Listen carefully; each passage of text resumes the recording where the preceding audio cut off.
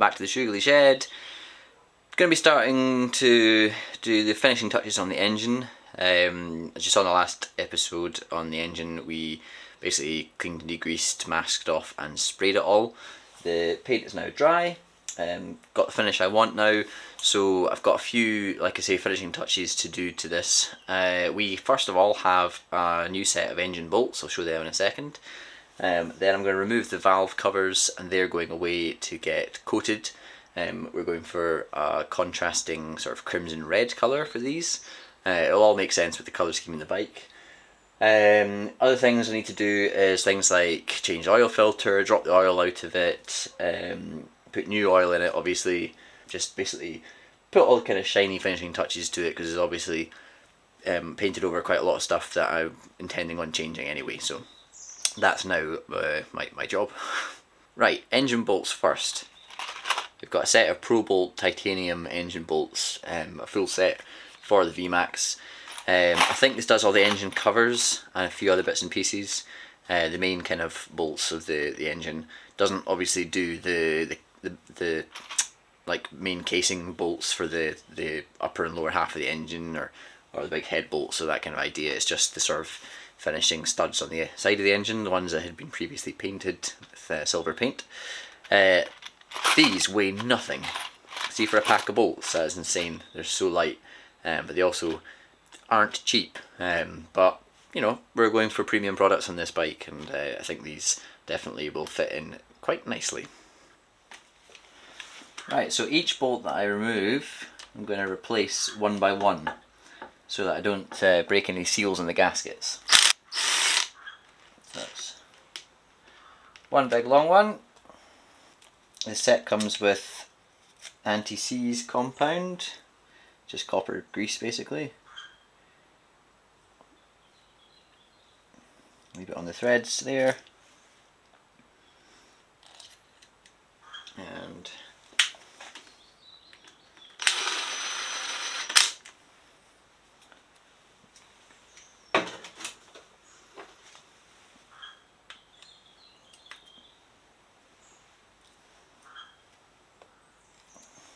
by hand, nice and shiny.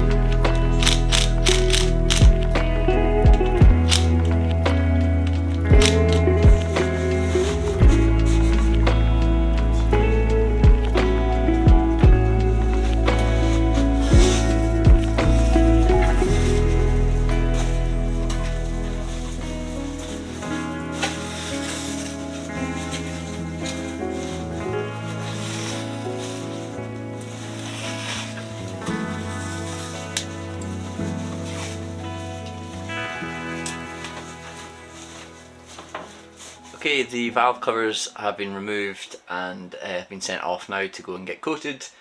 When I get them back, I'll refit them with new gaskets. In the meantime, what I've done is I've polished up the bolts for the top that hold them on. So they're all polished. Next thing to do is I want to replace the clutch pack. I've got new friction plates to go in. Clutches on this side. Basically want to be really careful I don't damage my paintwork when I remove this side. It should come away okay. I have had success with this in the past, so hopefully, fingers crossed, we'll be alright again. I'm just going to undo all these bolts, obviously drop the oil out of the thing and then remove this section and then do the clutch switch over, put it all back together. Oil filter to do, new oil, tops on, and then that's kind of nearly the engine done really.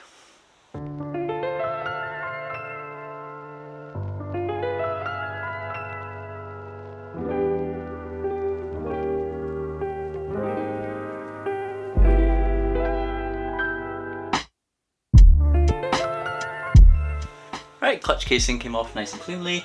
Just cleaned off all the gasket material from the engine side and the casing side, making sure that there's no wee bits of gasket have gone into the clutch itself or into the engine, and made sure that the inside of the casing is nice and clean. Again, I just stuck a wee face mask on. I don't think it's the original gasket, but 1985 could potentially have asbestos in it, so just a wee bit of precaution, just stick a mask on and keep it all oily and you should be grand. But like I say, I don't think it's the original gasket because there was a little bit of silicone on it as well, which I don't think is factory. Anyway, so with the clutch cover removed, all cleaned up, all I need to do now is remove the clutch pack and replace it with the new plates.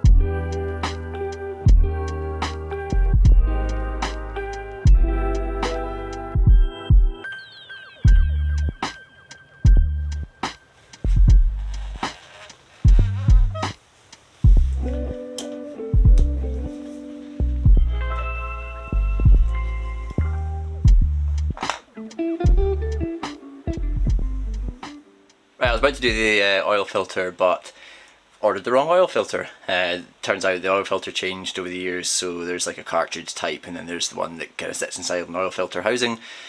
So that's on the way, but it's okay because you can change an oil filter with an engine in situ, obviously, part of your regular servicing. So it doesn't really stop me going ahead and putting the frame onto the engine. I've not got the valve covers back yet, but actually the Haynes manual does suggest taking the valve covers off when you take the frame off the engine just for extra clearance, so that is actually quite convenient. I'll get the frame on and then we can slide the valve covers back in when they come back from being coated.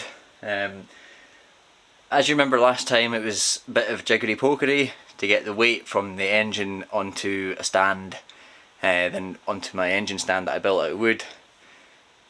Basically to go backwards now, I need to put the weight back onto the a jack on the engine, frame over that, bolt it in place, and then take the weight off the engine again and onto the frame. So again, like I say, there's a bit of jiggery pokery involved, but just kind of need to take my time and do it carefully and slowly. Like I say, this is a huge heavy engine, so anything going wrong would just be an utter disaster, especially at this stage. And obviously everything's now coated nicely, so I need to be really more, much more gentle this time, putting it all back together so I don't damage anything. So yeah, pet in my stomach at this stage, but once the frame's onto the engine, things will really start accelerating.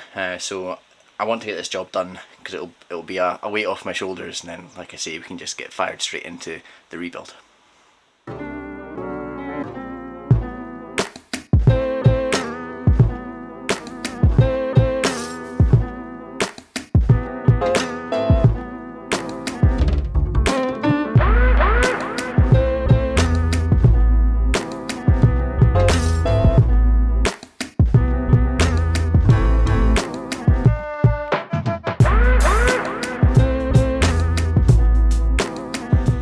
should probably mention one of the many upgrades that this bike is getting is these hard mounts. So usually the engine's mounted on rubber, but these little hard mounts are apparently a worthwhile upgrade. So I'm just putting some copper slip on them. They're made of aluminium, just in the event that they ever need to come out. You don't want them to seize.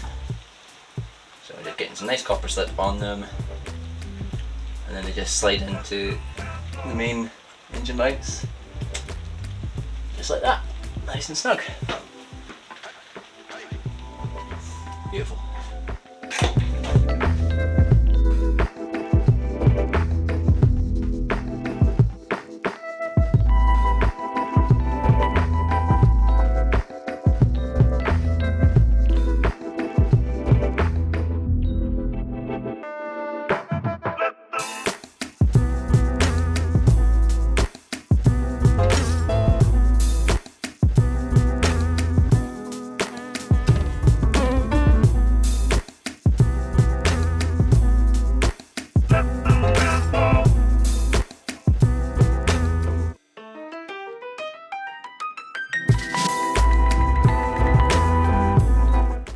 Okay, I'm glistening with sweat, but as you can see, frame is on the engine. The weight is still on the engine, so it's not super stable. What I'm going to do next is transfer the weight basically back onto the frame from the engine. Again, that involves a bit of jiggery pokery, but now that most of the frame pieces are in place, the weight of the engine can be taken by the frame, so I'm happy with that. And then, yeah. Once it's back in the frame, it'll be stable enough to start, you know, actually bolting extra bits on, and I can confidently walk away from it for the day.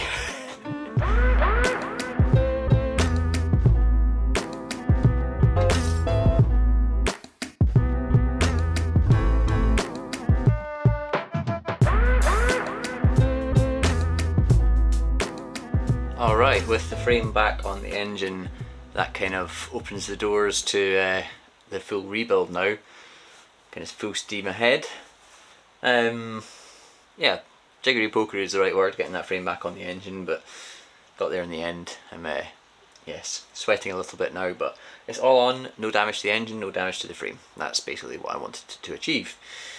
Yeah, waiting on the valve covers coming back, but actually you can slide them in quite nicely from there, and it, like I said earlier, it leaves a little bit of extra clearance to get the frame on, so that did help to some degree.